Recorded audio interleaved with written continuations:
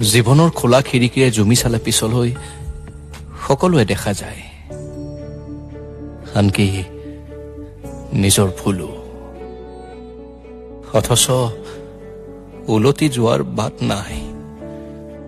জীৱন হয় বন্ধু, ক'তনো চিনেমাৰ দৰে শেষত সকলো পোৱা যায়।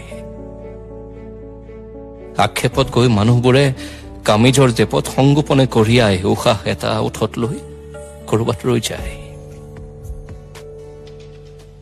আধা জ্বলা চিগাৰেটটোৱে সোধে তেওঁক, ভাগৰ জানো লগা নাই? কলা পৰি যোৱা ওঠত হেতা হাঁহি লৈ তেওঁ চাই ৰয় ধোঁৱা হোৱা সপোনৰ লুটিবাগৰ,